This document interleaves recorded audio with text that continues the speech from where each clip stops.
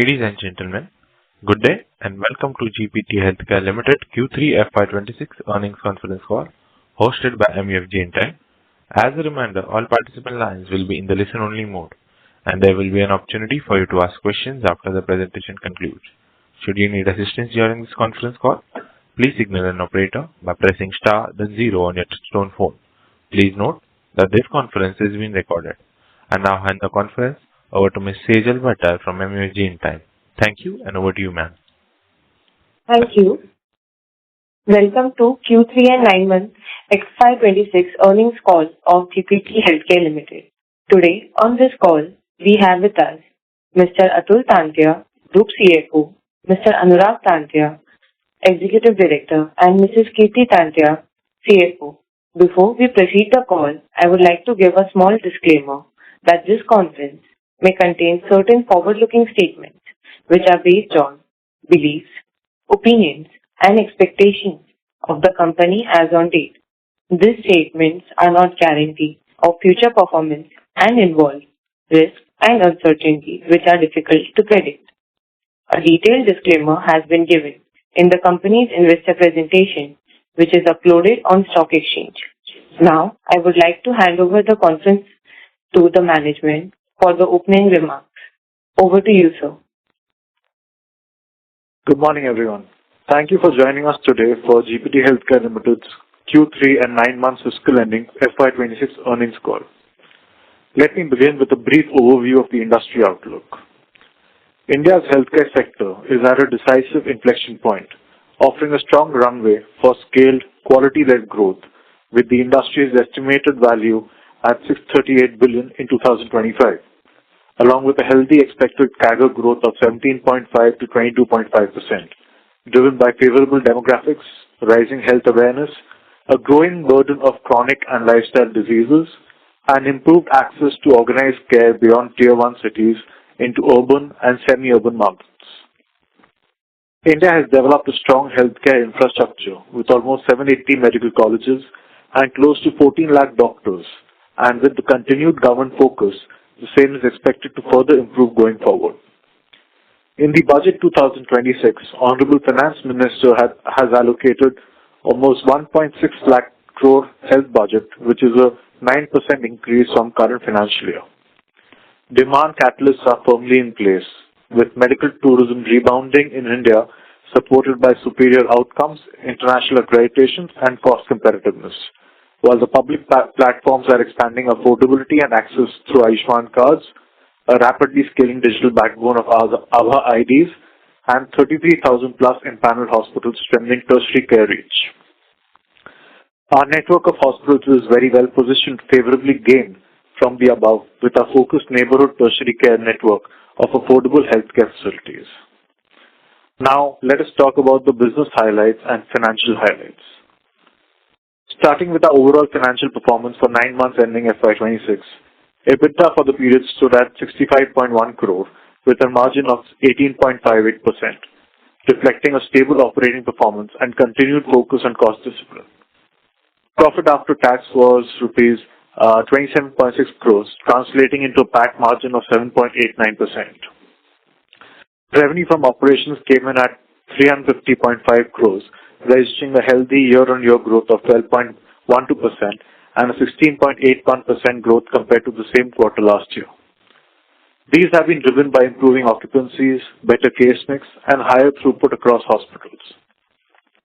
On the operational front, the average revenue per occupied bed for 9 months FY26 stood at rupees 38,797, supported by our focus on specialized procedures and mid to premium payer mix. Overall bed occupancy improved to 55%, excluding the newly commissioned Raipur facility, reflecting steady ramp-up across hospitals and continued traction in mature facilities. Including the Raipur facility, the occupancy was 45%.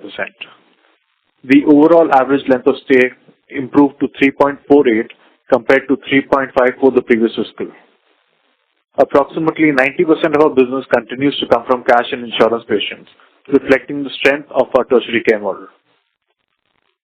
Coming to the hospital-wise performance. The Salt Lake Hospital continued to deliver strong performance during the quarter, The hospital witnessed an improvement in occupancy levels from 58% to 63% during the 9 months period. This was supported by a sustained increase in RPOB alongside a favorable case mix. A key highlight remains the robot-enabled surgical program with approximately 750 plus number of procedures undertaken till date. With a growing number of complex and minimally invasive procedures being performed, the Salt Lake Hospital retains its position as a high-end surgical center. The Agartala Hospital, with a capacity of 205 beds, is the only corporate tertiary care hospital in the state of Tripura, playing a critical role in addressing advanced healthcare needs in the region. During the period, the hospital witnessed an occupancy growth from 47 to 52% and an RPOP growth of almost 9% YOY. With the start of comprehensive oncology services in this hospital, we expect to increase our scope of services to the people of Tripura and Eastern Bangladesh. The Damdam Hospital recorded a marginal increase in occupancy levels. However, the occupancy rate remained north of 65% and well supported by stable demand from its densely populated catchment area. The RPOP increased from 40,880 to 42,396 during the period. We are happy to report the starting of the Department of Cardiac and Thoracic Surgery in this hospital, in line with our commitment to increase the number of operative departments. The Howrah Hospital, located in close proximity to densely populated Howrah Station area, is one of its kind facility in the 5-kilometer radius. This hospital has reported an improved occupancy and RPOP during the quarter, in line with the other facilities, driven by increasing patient volumes and expanding clinical offerings. The hospital is successfully managing and growing its robotic knee replacement surgery segment, which has been well received and is expected to contribute meaningfully to the revenue growth and case mix going forward. ILS Hospital Raipur continued its ramp-up trajectory during the quarter. The hospital has expanded its clinical capabilities with the initiation of advanced treatment and surgical procedures, and we are pleased to share that the facility is on track to achieve EBITDA break-even in the next 6 to 8 months, well within the targeted time frame. This milestone reflects improving occupancies, growing acceptance in new geography, and disciplined execution. The Raipur facility is equipped with some of the most advanced equipment and has facilities for chemotherapy and oncology surgeries and fully operational. The Jamshedpur Hospital, which is upcoming, remains firmly on track following the signing of the MOU. The project work on the planned 150-bed facility is progressing as per schedule, and we continue to work towards commissioning it within the guided timeline. This hospital will further strengthen our presence in the underserved regions, supporting our long-term growth strategy. During the quarter, we continued to invest in technology-led care delivery, including robotic surgeries, advanced diagnostics, and specialized tertiary procedures across hospitals. Our focus remains on enhancing clinical outcomes through modern medical infrastructure, skilled clinicians, and patient-centric processes.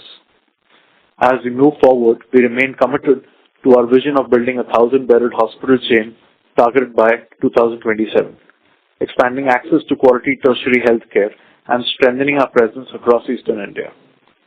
This strategy is anchored in scalable growth, clinical excellence, and disciplined financial execution, and continues to guide our long-term direction. Thank you for your attention. With this, I conclude my opening remarks and would now request the moderator to open the floor for questions. I look forward to addressing your queries regarding our performance and future outlook. Thank you. Thank you very much. We will now begin with the question and answer session. Anyone who wishes to ask a question may press star and 1 on your touchtone telephone. If you wish to remove yourself from the question queue, you may press star and 2. Participants are requested to use handsets while asking questions. Ladies and gentlemen, we will wait for a moment while the question queue assembles. The first question comes from the line of Suchrit Patil from Eyesight Fintrade. Please go ahead. Good morning to the team. My name is Suchrit Patil. I have two questions. My first question is looking at GPT Healthcare Core OTC and prescription brand. How does management decide where to increase focus and where to stay cautious as market conditions evolve?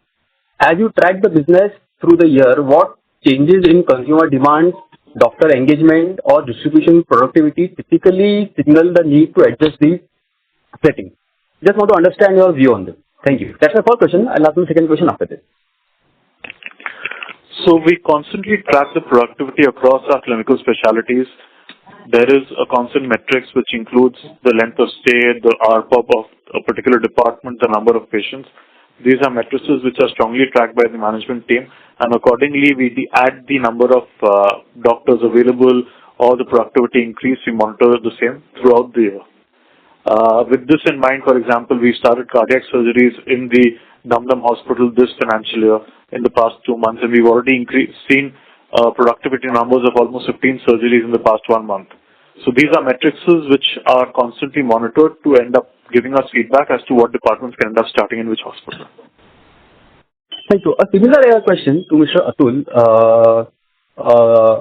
Beyond the margins discussed, what are the key internal indicators you track closely, such as trade spends, channel mix, or working capital trends, to assess whether profitability and cash flow are progressing as expected before these trends reflect on the balance sheet?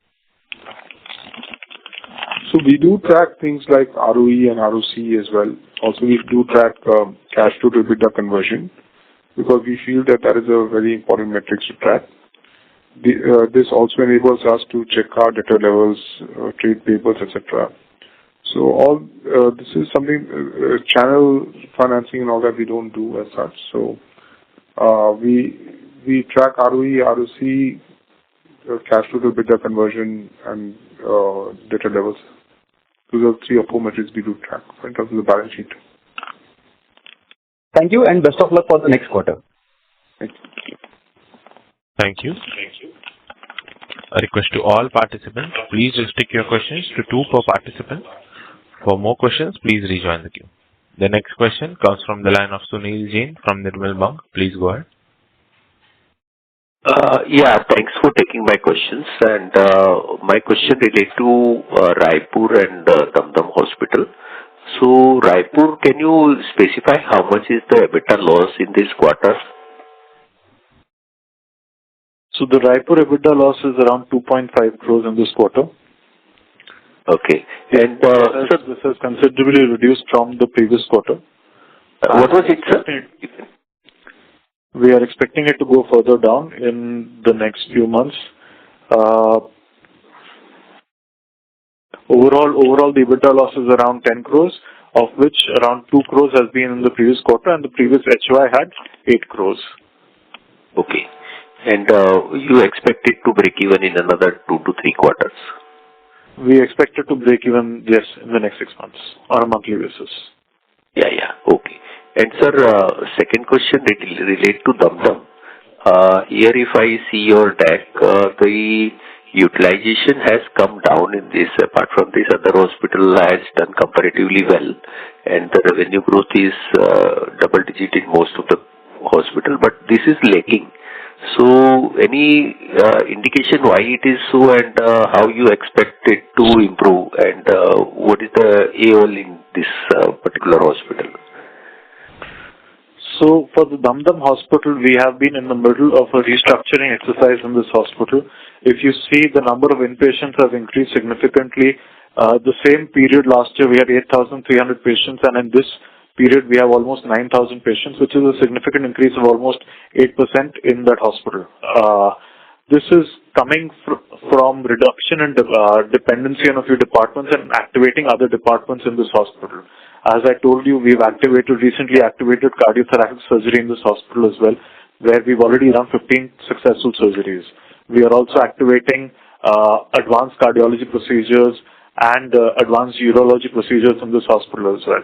So there has been a constant shift and a dedicated focus towards reducing dependence on certain departments in this hospital and activating newer departments.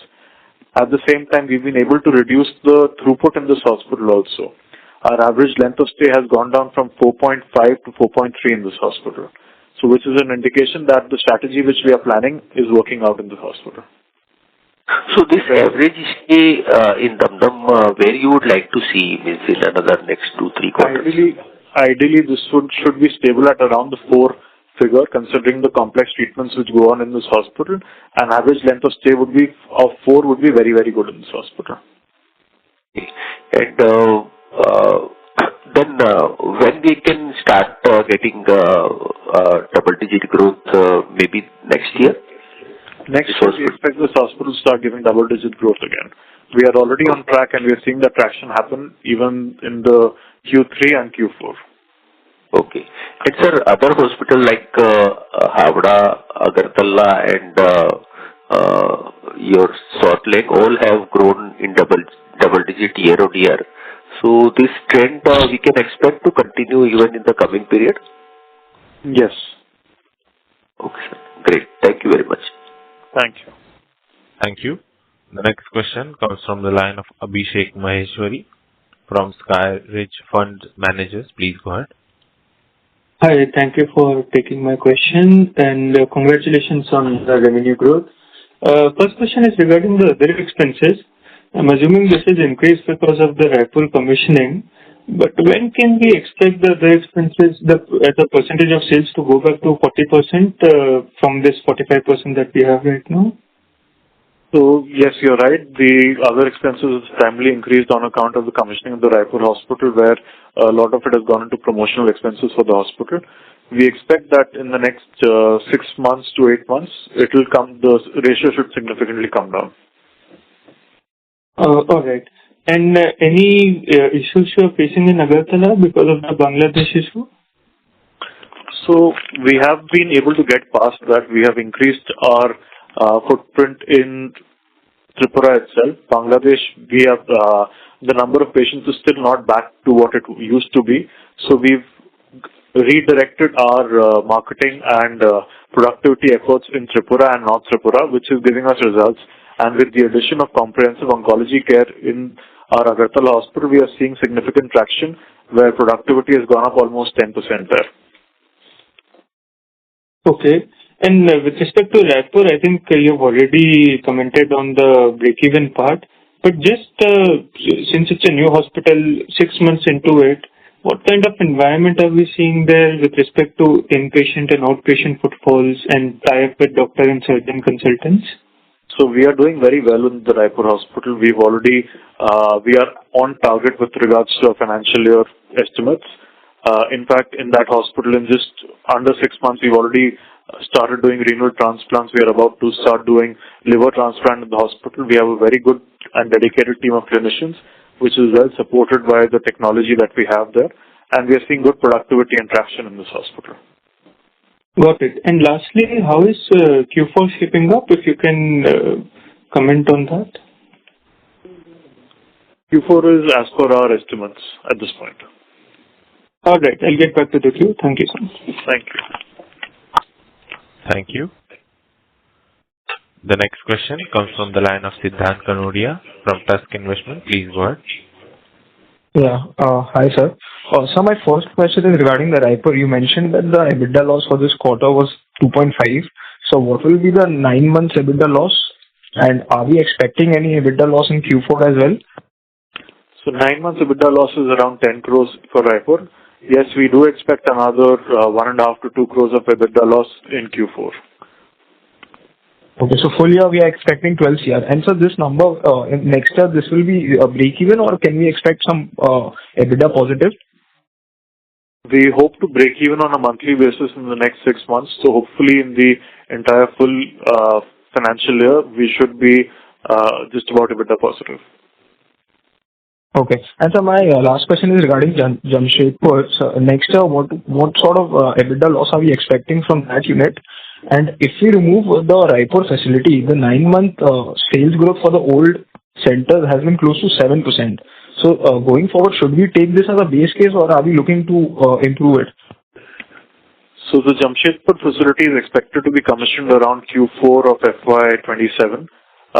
We expect losses of around 3 to 4 crores for that during the period. In terms of the growth in the current 9 months or quarter on quarter, we've seen almost a 10% or 11% growth from the existing 4 hospitals and a 7.5% growth from the Raipur hospital. We expect this traction to continue going forward as well. Okay. Thank you, sir. I'll get back in the queue. Thank you. Thank you. A request to all participants, please restrict your questions to 2 per participant. For more questions, please rejoin the queue. The next question comes from the line of Richa Chaudhary from Electrum PMS. Please go ahead. Hello. Yeah, hi, morning, sir. I just had a couple of questions. So one on the ISS Salt Lake Hospital.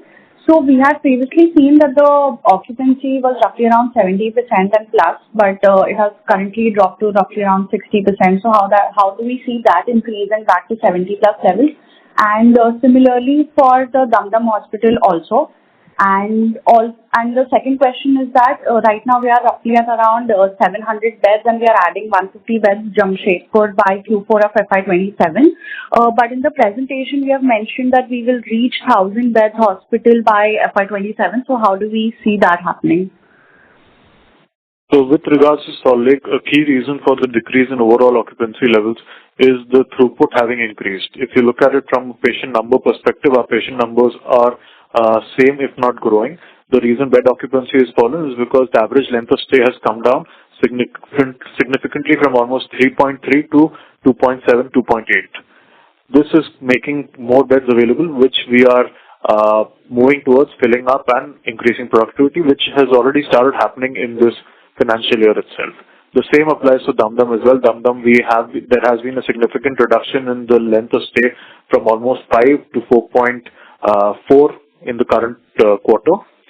There is a strong focus on that hospital to restructure the number of departments and the type of departments we have there to focus on high ARPOB, low stay departments. This has already commenced with the starting of cardiac surgeries in Dum Dum, and there are more departments to be added in the flow. I'm sorry, what was the next question? So we are currently at around 700 beds right now, and we are adding Jamshedpur to Q4. So that gap of reaching 1000 beds by 2027, so how do we are actively pursuing and evaluating opportunities which come to us. It is about a matter of time as to what ends up being the right fit for the expansion process. Okay. Thank you. Thank you. Thank you. The next question comes from the line of Vidisha from PR Kothari Sons. Please go ahead. On the Dum Dum Hospital, the only reason for... I'm sorry, you're not audible. You're not audible. Ma'am, we are unable to hear you. Hello, no. Yeah, so the only reason for Dum Dum Hospital occupancy going down is due to decrease in average length of stay, or is there any other demand issue also? So it is a combination of reduction in average length of stay and as well as our focus on restructuring the number of departments and type of departments we have there. We are working strategically to reduce dependence on a couple of departments, because of which we have been activating newer high ARPOB, low length of stay departments, which is causing this change to happen. We are well into the strategic change for almost 9 months, and we are seeing results of that starting to come in now. Okay. And any guidance on the revenue or the average revenue per bed? So the average revenue for operating bed at Dum Dum is at around the 42,000 mark, which has increased from 40,000 from the previous quarter. Yeah, sir, I mean on the overall slide. Sorry to interrupt, Ms. Shah. We request you to return the question for the follow-up question. Sure. Okay, thank you. The next question comes from the line of Arpit Tapadia from IG. Please go ahead. Yeah, hi. Thank you for the opportunity. My question is regarding the occupancy rate. So how do the companies see the occupancy rate in next, let's say, medium term, let's say 2 years? So we see the ideal occupancy rate should be at around the 70 to 75% mark, depending on the size of the hospital. Most of our mature assets of Dum Dum and Salt Lake are around that mark. We expect the assets of Agartala and Howrah to move around that mark in the next 1 year. Raipur being a new asset, we expect that it will be moving towards a 70% occupancy in close to the next 3 years. Okay, and what is the company's strategy to increase the occupancy rate? We have been working across all hospitals on different departments. As I said, we've started oncology in the Agartala hospital, which is a comprehensive oncology care, that itself has started giving us a lot of traction. In the Salt Lake Hospital, we have been focusing a lot on gastroenterology, and now with that, we'll be starting GI surgeries as well. At Dum Dum, we've added short-stay high RPOP departments like cardiac surgery, urology, interventional cardiology. So like this, across all hospitals, there is a lot of department focus, which is starting to pay out dividends to us now. Got it. And since having said that, we are going towards 1,000-bedded capacity, so the next 300 odd beds would be a greenfield, or are you looking for some amenities? So towards the next 300 beds, we've already announced our Jamshedpur hospital, which should be starting within 1 year. That will be around 150 beds. Apart from that, we are looking out for options in the eastern part of the country. They may be brownfield or greenfield in nature. Okay, thank you. Thank you. The next question comes from the line of Avinash Bala from Samay India Private Limited. Please go ahead. A couple of questions. The first question is on the existing hospital where you had mentioned earlier that both Agartala and Aura will move to the 70% occupancy mark in 1 year. Yes, we are seeing significant traction for it to culminate in the next 1 to 1.5 years. We've started quite a few departments, as we said. We've started the oncology services in Agartala. We've started cardiac surgery in Agartala. In Howrah, we started robotic orthopedic surgeries, and we've recently commissioned neurosurgeries as well. So there are quite a few departments which have been added in these hospitals for us to transition to that area. Because Aura has been at 40%, it's almost like doubling the occupancy. Just one of the kind of. So Howrah, as I said, there has been a lot of work going on in that region. We've changed the clinical mix, we've changed the departmental mix, and that is starting to give us the results now. And the second question is, has the capex for the Jamshedpur been completely spent? No, the Jamshedpur capex is about to start.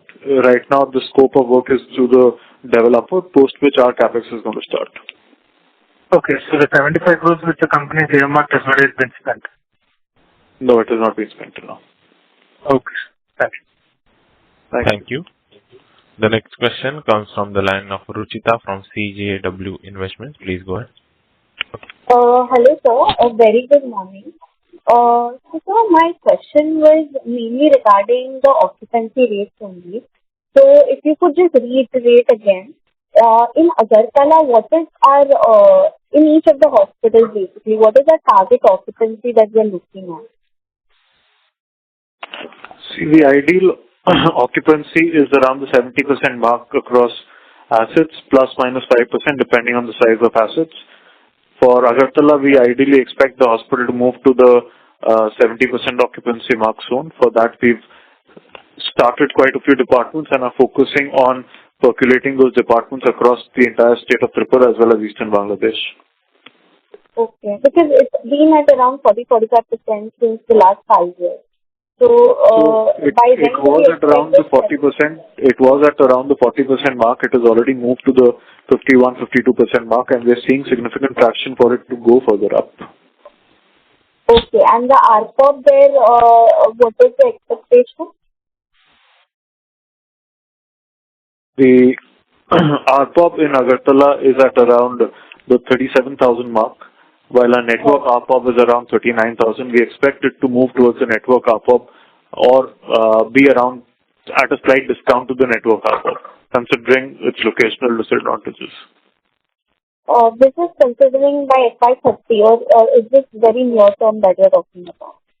Sorry, it was not audible. The question was not audible. Yeah, I'm saying that, are you expecting this by FY30, like in the next 4-5 years, or are you expecting this immediately in the medium term, let's say by FY20 or something? We are already at the 37,000 mark at an RPOP level, and our network RPOP is at the 39,600. We expect regular inflationary growth to happen to this. Okay. And what about Dum Dum Hospital? What is the kind of occupancy we expect there? Dum Dum is at almost the 65-66% mark. And as I said, there have been significant changes in the departments there also. we are hopeful that it should be moving towards the optimal occupancy sooner.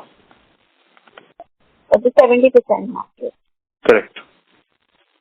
Okay. And Havra also, because Havra is also at around 40-45%.